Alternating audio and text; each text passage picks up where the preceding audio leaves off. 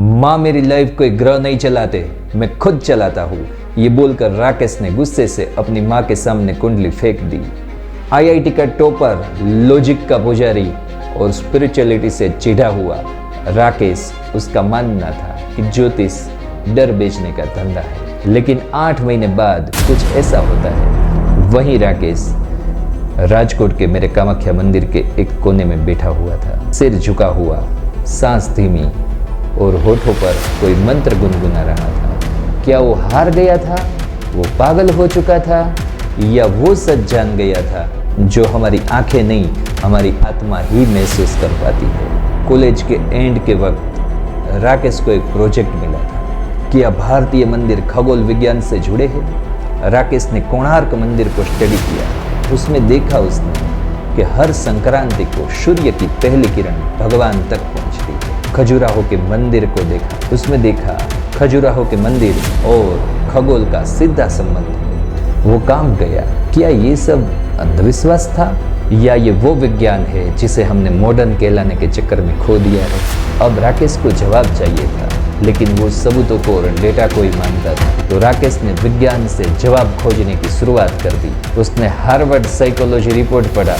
Full moon के दौरान अक्सर नींद में गड़बड़ी होती है, इमोशनल स्पाइक्स होते हैं। NIH न्यूरोसाइंस की रिपोर्ट में पढ़ा कि मंगल ग्रह यानी कि मार्स और अग्रेसन के बीच न्यूरोलॉजिकल रिजोनेंस है। अब राकेश समझ चुका था कि ग्रह सिर्फ ऊपर नहीं घूमते, वो हमारे अंदर भी ऊर्जा बनकर हलचल करते हैं। राकेश को अब लगने लगा कि ये ज्योतिष कोई टोना टोटका नहीं है, ये एक माइंड मैप है और ये कार्मिक मिरर है।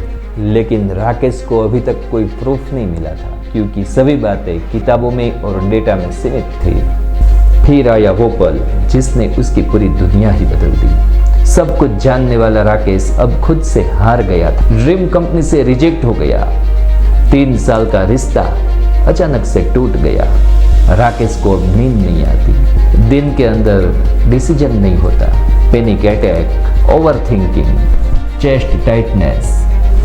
सभी थेरापिस्टों को दिखाया। उसने बोला एंजाइटी है, चिंता छोड़ दो। लेकिन राकेश ने कभी सोचा नहीं था कि उसके जैसा रीजनल दिमाग भी कभी लड़खड़ा सकता है। राकेश कुछ नहीं सोच पा रहा था, कोई मोटिवेशन काम नहीं आ रहा था, कोई रील्स का आइडिया काम नहीं आ रहे थे। राकेश एकदम हताश हो गया था। रात को देरी तक राकेश जागा रहा। वो सुबह अपनी माँ के पास बैठकर रोने लगा। उसकी माँ ने धीरे से उसकी वहीं फेंकी हुई कुंडली उसके हाथ में रख दी और बोली कि पढ़ो। राकेश कुंडली पढ़ने लगा। उसमें साफ लिखा हुआ था कि चंद्रमा नीच का है, यानी भावनाओं में अस्थिरता, निर्णय लेने में डर। राहु सप्तम में, यानी रिश्तों में भ्रम, गलत लोगों पर भरोसा।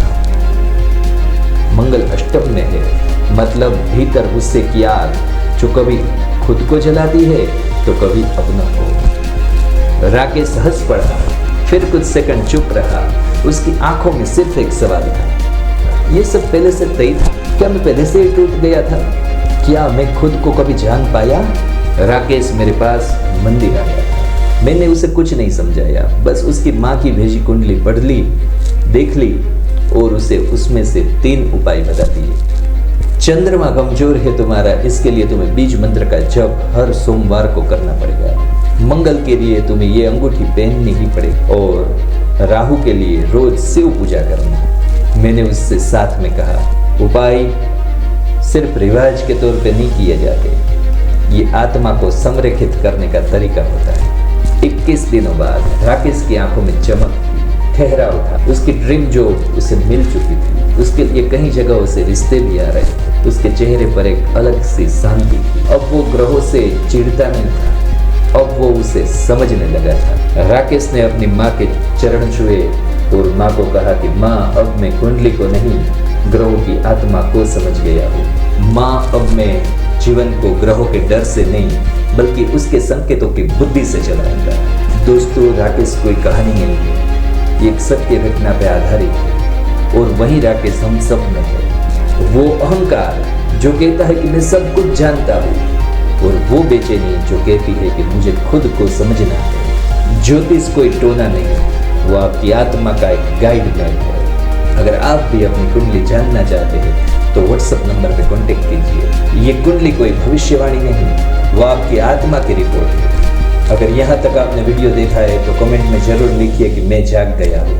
अगर ऐसे ही रहस्य विज्ञान को आप हमेशा पाना चाहते हैं तो सब्सक्राइब कीजिए, लाइक कीजिए और हमें मोटिवेट करने के लिए कमेंट जरूर करें। तो अगली वीडियो में मिलते हैं। क्या मंगल दोष वाकई शादी तोड़ सकता है? तब तक के लिए हर हर महादेव।